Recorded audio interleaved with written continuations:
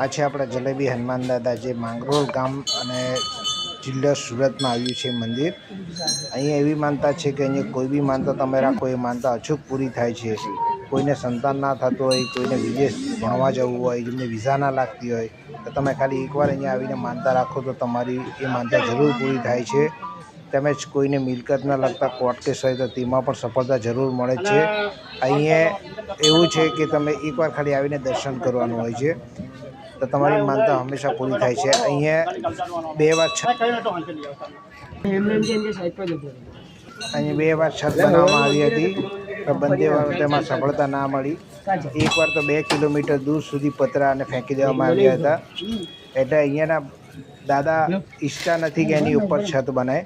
એટલે તમે એકવાર જરૂર દર્શન કરજો. તમારા ભક્તો તમારી મનની ઈચ્છા જરૂર પૂરી થશે એવા તમને મારી નમ્ર વિનંતી. જય શ્રી રામ, જય હનુમાન દાદા.